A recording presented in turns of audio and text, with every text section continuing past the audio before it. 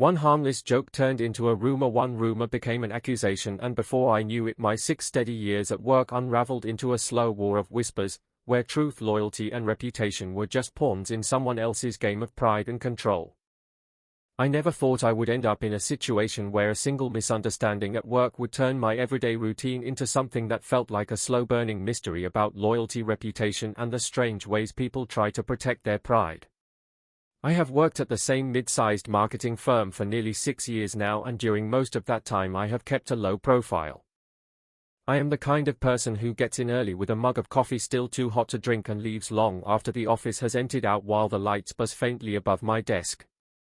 Nothing about me draws attention, and I have always liked it that way. That all changed when we hired Melissa. Melissa joined the company about a year ago. She was loud, cheerful, opinionated, and liked to treat the office like a casual social experiment. At first her energy seemed refreshing. She made jokes about the stale coffee and organized small celebrations whenever someone's project went well. People liked her immediately because she had this ability to make even the quietest person feel noticed. I respected that, and I thought we might actually work well together since we were assigned to the same client team within her first month.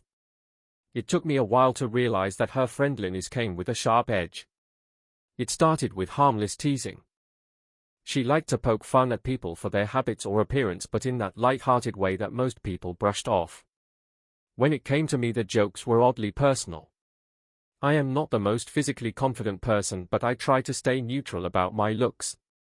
Melissa, however, seemed fascinated by comparing people's bodies and making observations that crossed a line between humor and discomfort. The first time she made a comment about me, I laughed awkwardly thinking she was joking, but over time I began to notice the way her tone changed whenever she was around our male co-workers.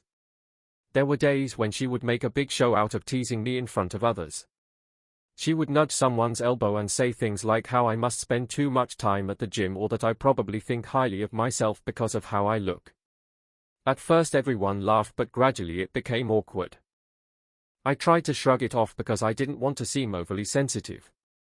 In an office environment where everyone pretended to be friends, I did not want to be the one who started a fight. The real problem began one Friday afternoon when the team was winding down after finishing a difficult client pitch. Everyone was relaxed.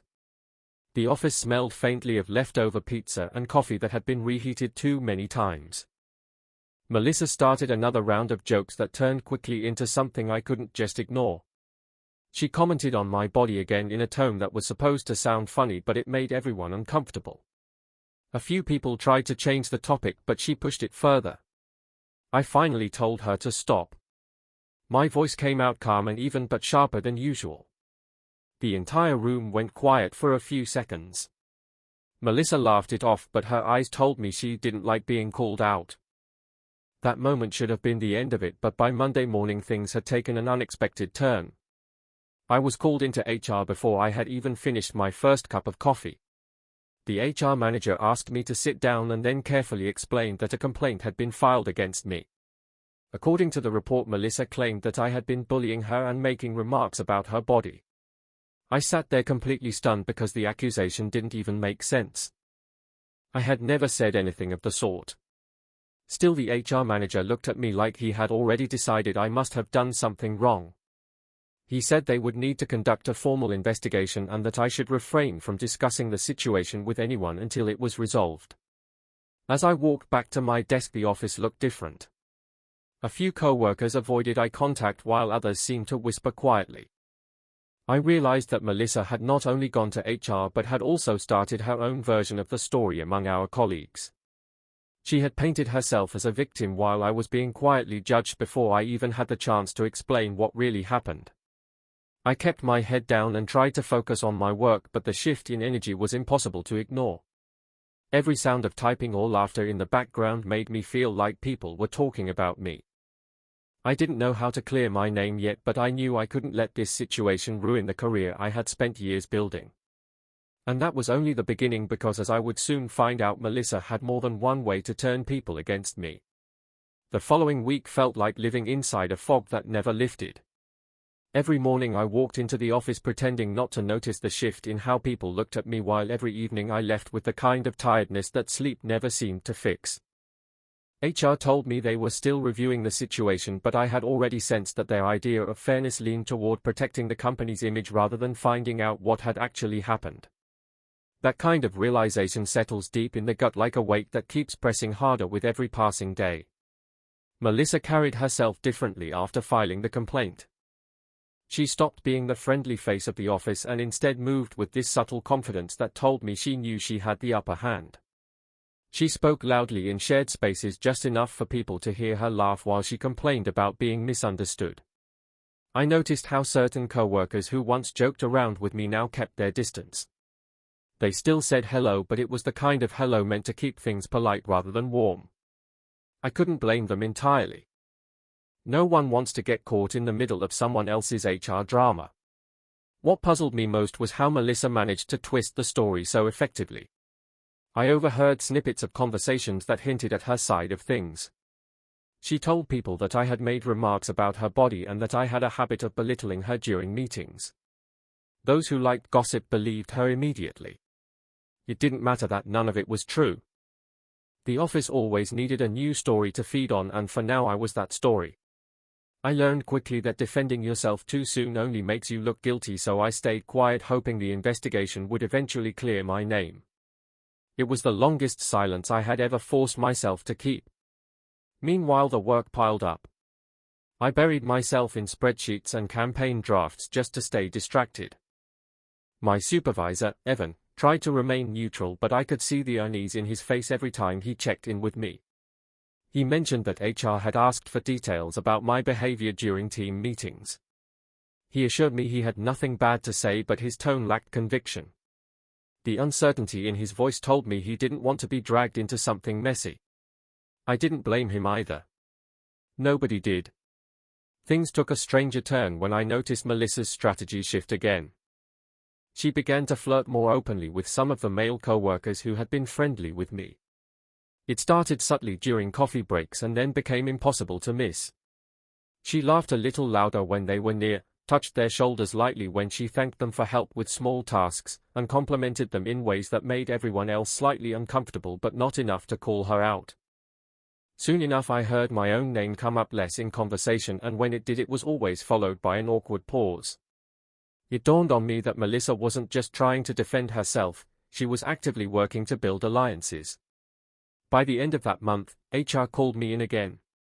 This time they said the investigation had not found conclusive evidence of misconduct, but they reminded me that the company had zero tolerance for inappropriate comments or behavior. They advised me to maintain professionalism and to avoid unnecessary interaction with Melissa. It sounded like an official way of saying, "We can't prove anything, but don't make us deal with this again." I walked out of that meeting feeling both relieved and insulted. My record was clean, yet my reputation wasn't. People don't need proof to remember rumors. Melissa smiled when I passed her desk later that day. It wasn't a friendly smile. It was the kind that said she believed she had won. That was the moment I realized this wasn't over. I could either spend the rest of my time at the company trying to prove I wasn't who she said I was, or I could find another way to expose how she worked behind the scenes. I chose the second option. I didn't have a plan yet, but I knew I couldn't sit still any longer. Over the next few weeks I began to observe her carefully. Every time she laughed too loudly, every time she made a subtle jab disguised as humor, I made a mental note of it. I noticed patterns, how she often targeted quieter people who wouldn't push back, how she exaggerated her stories when a manager was nearby, and how she shifted her tone depending on who was in the room. It was like watching someone perform a carefully rehearsed play and realizing you finally understood the script. Then one morning I walked into the break room to refill my coffee and overheard something that changed everything. Melissa was talking to one of the newer interns, a young guy who seemed eager to fit in. She was telling him how the office could be a cruel place for women who didn't fit certain standards and how some people tried to make her feel small. She said it so softly and with such conviction that I could almost believe her myself. The intern nodded sympathetically, clearly drawn into her story. I stood there quietly out of sight, realizing that she had built an entire narrative around being a victim. It wasn't just about me anymore, it was about her need for control. That was when I decided I wasn't going to let her keep controlling the story. I didn't know exactly how I would do it yet, but something inside me shifted that day. The fog I'd been living in started to clear, and underneath it all was a slow, steady determination. I wasn't angry anymore, just patient. Because when someone builds a house of lies, all it takes is one loose piece to make the whole thing collapse. And I had a feeling I was getting close to finding that piece. The quiet determination I felt that morning slowly evolved into a kind of deliberate patience that surprised even me.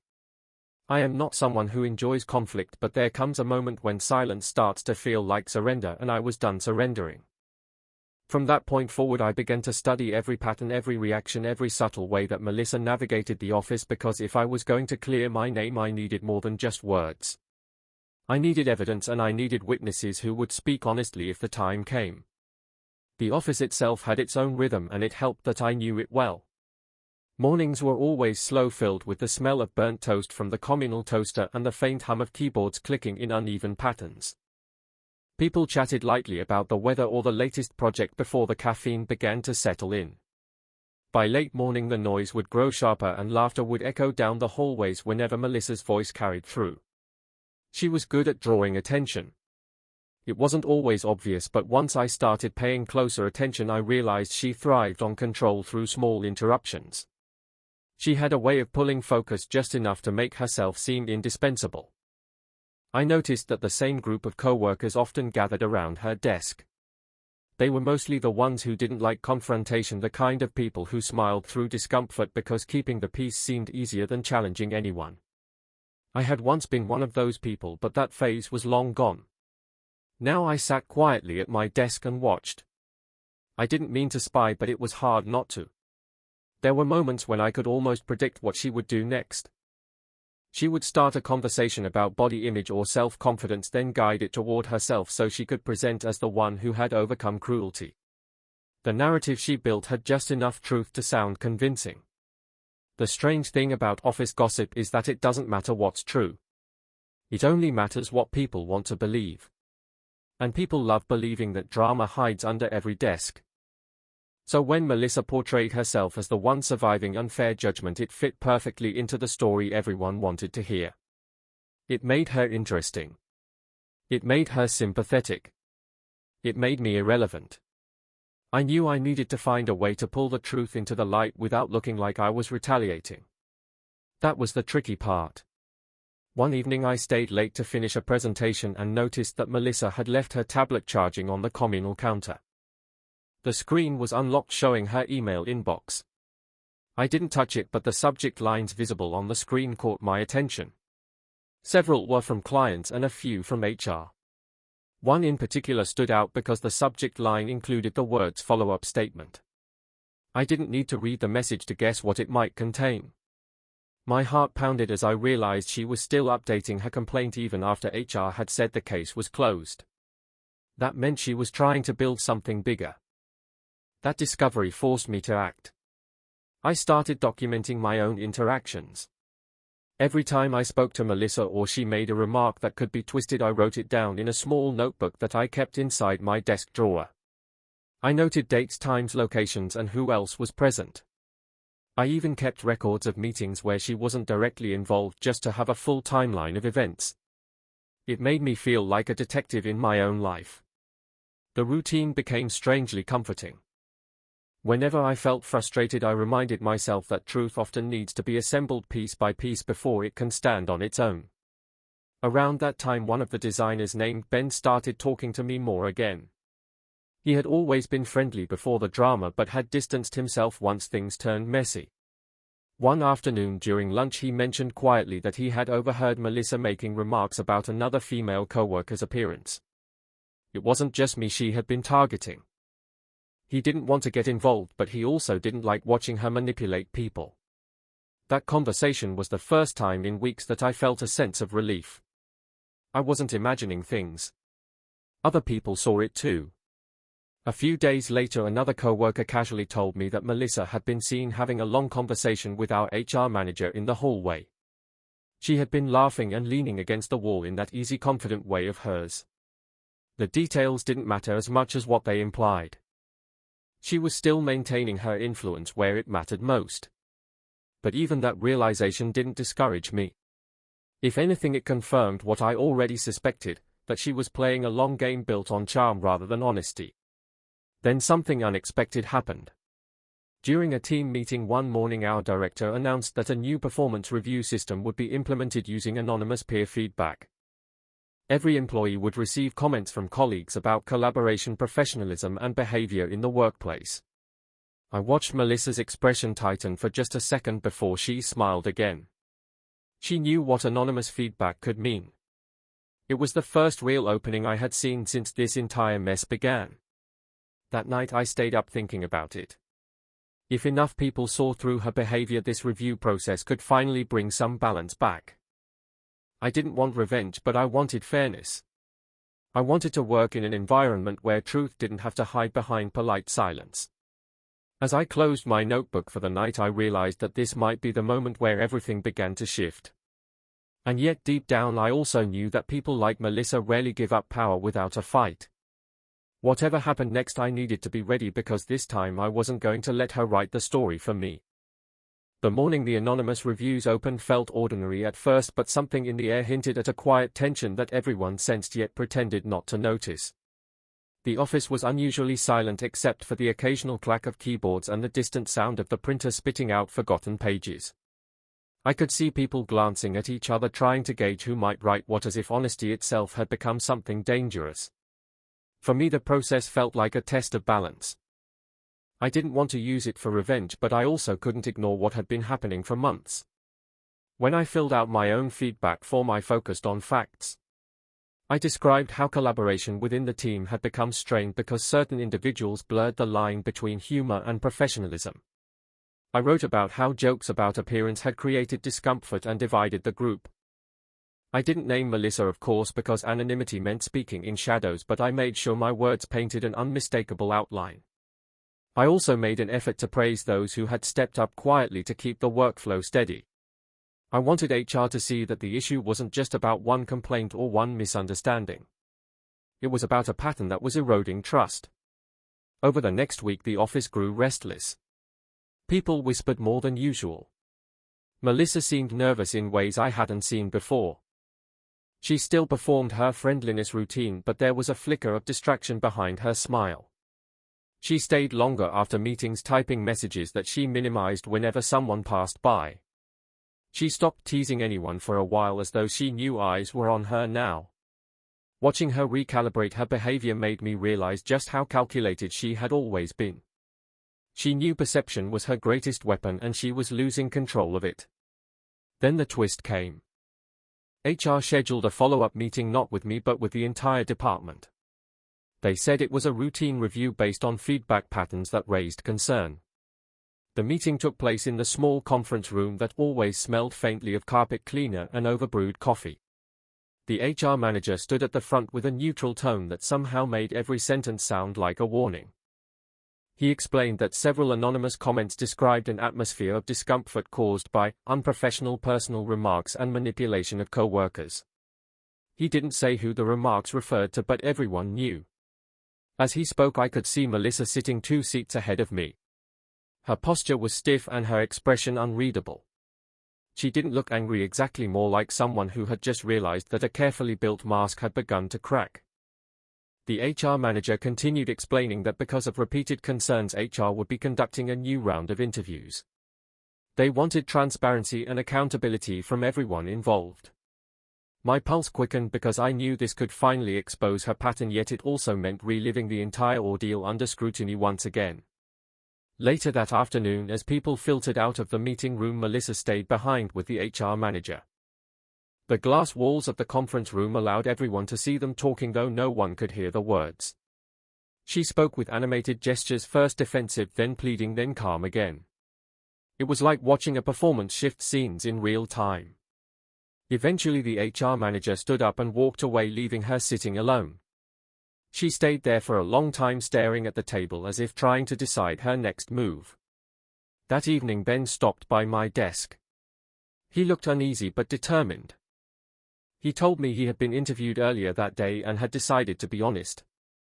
He described to HR how Melissa often made inappropriate jokes and how she used those jokes to manipulate how others viewed her. He said he felt guilty for staying quiet before. Hearing that gave me a sense of relief mixed with gratitude. One person speaking up could make a difference, but I suspected he wasn't the only one. By the end of that week, something unexpected happened. Melissa started avoiding everyone. She stopped joining coffee breaks and skipped casual gatherings. Her loud laughter disappeared from the hallways. For the first time since she joined the company, the office felt strangely calm. People didn't talk about her openly, but there was an unspoken understanding that something was unraveling. A few days later, I received an email from HR asking me to attend a brief meeting. My stomach tightened as I walked in.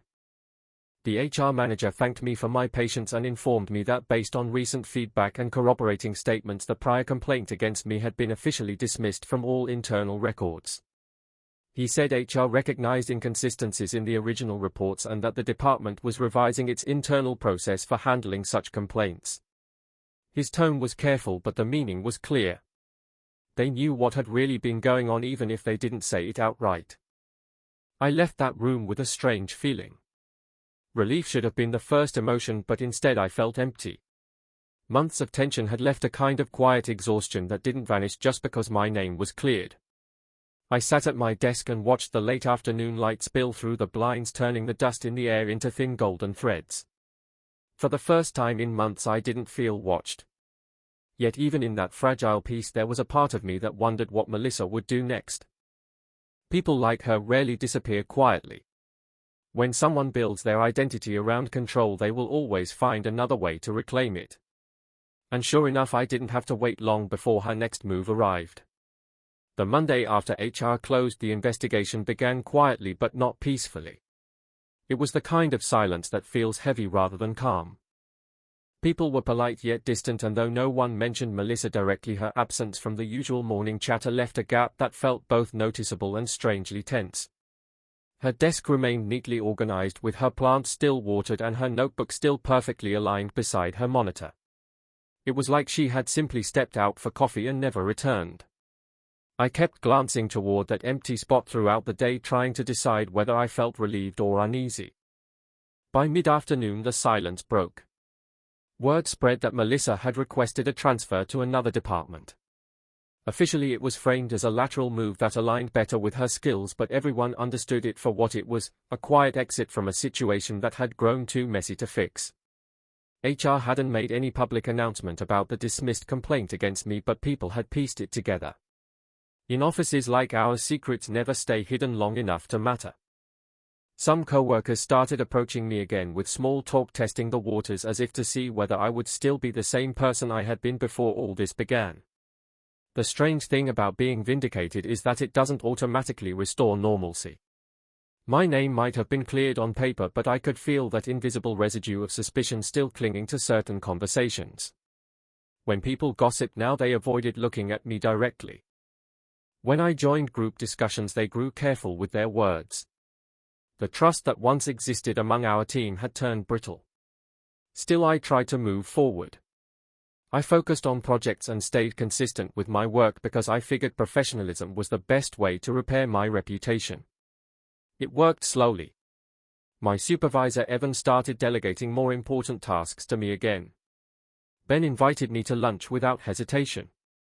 Even the HR manager stopped by my desk one afternoon just to ask how I was adjusting. It was polite and impersonal, but it meant something.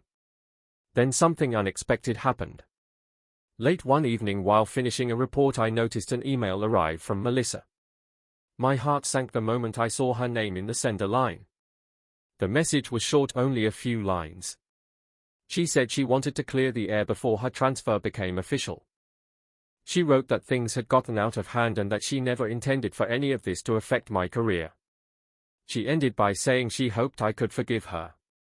I read it twice before closing the window. The tone was measured and oddly detached. It wasn't an apology in any real sense.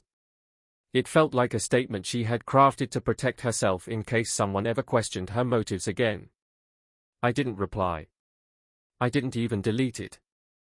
I just let it sit there in my inbox like a small scar I didn't want to hide but didn't care to reopen. Over the next few weeks, life began to settle into something resembling stability again. The department adjusted to Melissa's absence and the projects she left behind were reassigned without fuss. The atmosphere slowly warmed. Laughter returned to the break room, though it was softer now, as if people had learned to measure their words. Even I started to relax enough to enjoy coffee breaks again. It felt like the storm had finally passed. Then one morning during the weekly team meeting, our director mentioned that Melissa's transfer had not gone smoothly. Apparently there were new issues in her new department involving another complaint about her behavior. The director didn't go into details, but the expression on his face said enough. It wasn't satisfaction that I felt hearing that news, it was recognition. The same pattern was repeating itself. That evening I stayed later than usual. The office was quiet except for the low hum of computers winding down. I found myself thinking about the months that had passed and how much energy had been spent on trying to defend myself against something that should never have happened. It struck me how fragile reputations can be. One false story told with enough confidence can erase years of steady work.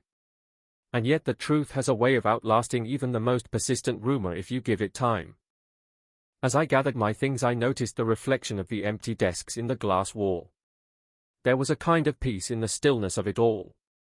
The office felt smaller now, but also clearer, as if the noise had finally drained away. I didn't know whether Melissa's new department would eventually see through her in the same way we did, but part of me hoped they would handle it better. Another part of me knew that wasn't my responsibility anymore. When I left that night, the sky outside was grey and heavy with the promise of rain.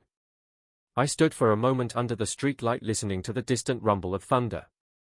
For the first time in months I didn't feel like running from the storm. I felt like letting it pass over me, knowing that this time it would move on without dragging me down with it. But just as I began to believe that the worst was behind me, a new email arrived the next morning. It was from HR again, marked as urgent. And in that instant I realized the story wasn't quite over yet. When I saw the word urgent in the subject line, my chest tightened before I even opened the email. After everything that had happened, I had learned that HR rarely used that word unless something unpleasant was waiting on the other side. The message was brief. It asked me to stop by the HR office at 10 sharp for a confidential discussion regarding workplace conduct. That phrasing alone made my stomach drop because it sounded eerily familiar to the first message I had received months ago when the entire ordeal began. I tried to convince myself it was a routine follow-up, maybe paperwork related to the closed case, but I didn't fully believe it. The HR manager's office smelled faintly of lemon cleaner and old coffee when I walked in. He greeted me with the same professional politeness he always used, but there was a slight edge of discomfort in his tone. After I sat down, he explained that another employee had raised a concern about something said during the anonymous feedback cycle. Apparently someone believed I had written a comment that was vindictive and targeted. HR was reviewing whether any feedback had violated the anonymity guidelines. My first reaction was disbelief. I had written only factual observations. I had been careful with every word. Yet somehow even doing the right thing had turned into another problem. I asked directly if the complaint came from Melissa. The HR manager didn't confirm, but the hesitation in his eyes gave me my answer. She hadn't left quietly after all. She had carried the fight with her. I felt a familiar heat rising in my chest, but I forced myself to stay calm. I explained that my comments had focused on workplace behavior, not individuals, and that every statement was based on my own experiences. The HR manager nodded slowly and said he just needed to document my response. His expression softened as though he knew this was just another ripple of the same storm. Still, he had to follow protocol. After that meeting, I realized something important. People like Melissa don't just crave attention, they depend on it. The only way to truly end their power is to stop feeding it. So I made a quiet decision that day. No more defending myself publicly, no more trying to fix the narrative or correct every false whisper. I would simply focus on being consistent, steady, and unshakable. Let time do the work that explanations never could. Weeks passed. The investigation over the feedback fizzled out quickly once HR reviewed the records. They found nothing inappropriate in my comments and closed the matter without further discussion. Melissa's transfer had already turned into another source of tension in her new department, and soon she requested extended leave. Rumors suggested she might not return. When that news circulated around the office, there was no celebration, only a quiet collective exhale. It felt like a chapter closing for everyone, not just for me. Around that same time, the company began implementing new policies about professional conduct and workplace respect. Mandatory workshops were scheduled for every department, focusing on healthy communication and conflict resolution. Some people grumbled about it, but I attended every session and treated it seriously. Sitting there listening to the instructor talk about empathy, accountability, and the importance of boundaries, I realized how easily ordinary misunderstandings can grow into something destructive when honesty is replaced by fear. Evan noticed the shift in me too. One afternoon he stopped by my desk and said I seemed calmer these days, more grounded. I told him I had decided to stop letting other people's stories define me. He smiled and said that was probably the best lesson anyone could learn in an office like ours. For the first time in a long time, the words didn't feel hollow. By late spring, I received a quiet promotion. Nothing dramatic, just a recognition of consistency and reliability. I knew it wasn't an apology from management, but it felt like an acknowledgement that they had finally seen past the noise. The new title came with extra work, but I welcomed it. Routine felt safe again. Stability felt earned.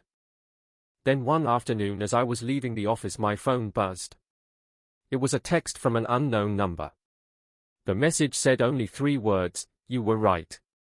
There was no name attached, but I didn't need one. I deleted it without replying. That night I sat on my balcony watching the city lights flicker below. I thought about how quickly things can spiral when trust breaks, and how easily a single lie can take root if no one challenges it.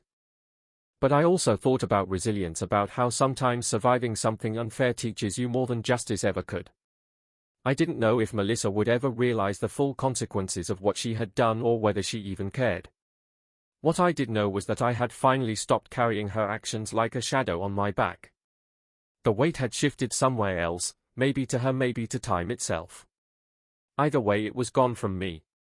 Still, the lesson lingered quietly in the back of my mind. Truth might not always arrive on schedule, but when it does, it doesn't need to shout. It simply stands and waits until everyone finally notices it has been there all along. And yet, even in that piece, a small part of me wondered if Melissa's story was truly finished, or if she would find a way to resurface again in some distant corner of my career. People like her rarely vanish completely. They just move where the attention follows. When summer arrived and the city air began to carry that faint shimmer of heat that blurs the skyline, I realized how long it had been since I had felt genuinely at ease walking into the office. The months that followed Melissa's departure unfolded like a slow unwinding of tension. The break room laughter returned in a steady rhythm, and the quiet unease that once clung to every meeting had faded into something resembling trust again. People no longer avoided each other's eyes. Conversations that had once felt rehearsed started to sound like ordinary chatter once more. I had begun to understand something subtle but powerful about workplaces. They function like small ecosystems built on balance and unspoken agreements. When one person poisons that balance, the recovery is not immediate but gradual, like watching a wound heal layer by layer. I became more aware of how fragile that peace could be. I started paying attention not only to what people said but to how they treated silence. Some used it as a shield, others as a weapon, and a few as a place to gather strength. I learned to use mine for the last purpose. One day in late August, the HR manager stopped by my desk again. He said he was leaving the company to take a position elsewhere, and that he had appreciated my patience during everything that had happened months ago. He didn't say Melissa's name, but the weight of his tone made it clear that he was referring to her. Before leaving, he handed me a printed note of recommendation for the leadership development program the company was launching in the fall. He said I should consider applying because my calm under pressure had stood out. I took the paper quietly and thanked him, but later that evening, when I read the note alone at home, I felt something I hadn't felt in a long time: validation, not through apology but through recognition. The new leadership program brought together employees from several departments. On the first day, as people introduced themselves, one name caught my attention: someone from Melissa's new department who had transferred recently. She was a quiet woman with a kind expression, and during one of the sessions she mentioned that she had come from a team that had been struggling with difficult dynamics. She didn't elaborate, but I understood immediately. For a brief second our eyes met across the table, and I knew without speaking that she had also seen the pattern I once lived through. I never asked for details because I didn't need them. The look in her eyes told me everything. The weeks that followed were steady. I poured myself into the projects that mattered and kept my focus on small wins. For the first time since the ordeal began, I stopped counting the days since Melissa's name had last been mentioned. The memory of her began to fade into something distant, like a chapter from a book I no longer needed to reread. Every now and then I would catch myself wondering whether she had learned anything from what had happened. Maybe she had. Maybe not. But it no longer mattered. Then one morning an email arrived from an unfamiliar corporate address. It was from Melissa's new manager thanking me indirectly. He explained that during a recent HR audit my name had come up in reference to a past incident and that he wanted to reassure me that no further action would ever be taken. He wrote that my professionalism and detailed documentation from before had helped them identify a recurring behavioral issue. Reading between the lines, I understood that Melissa's story had finally reached its conclusion. She was no longer with the company. I sat there staring at the screen for a long moment. There was no satisfaction in the news, only a quiet sense of closure. Whatever consequences she faced were now hers to carry. The thought that my own restraint and patience had played a part in exposing the truth felt like a full circle moment. Not triumph exactly, but balance restored. That evening I left work later than usual. The sky had turned a deep violet as the sun slipped behind the rooftops, and the hum of traffic below sounded softer than usual. I stopped at a small cafe on the way home and watched people passing by through the glass window. Life kept moving forward just as it always had. Somewhere along the way I had learned that peace is not the absence of conflict, but the absence of fear that conflict will define you. I thought back to the day when Melissa had first arrived with her bright laugh and easy charm, and how I had mistaken noise for warmth. I realized that what I had truly wanted all along wasn't vindication or apology, but clarity, the kind that stays even when everything else fades. It came slowly and quietly, but it came. As I finished my coffee I felt a strange gratitude for everything that had happened. It had forced me to understand the value of composure, of boundaries, of knowing when to speak and when to let truth do its quiet work. It had reminded me that not every storm is meant to be fought head-on, some are meant to be endured until they lose strength on their own. When I finally stood to leave I noticed the street light flickering outside the cafe. The air smelled faintly of rain again, and I smiled at the coincidence. Months ago that sound of thunder had filled me with dread, but now it simply felt like weather, nothing more, nothing less. I walked home through the drizzle unbothered, knowing the story had found its ending, and that for the first time in a long while I was no longer part of the storm.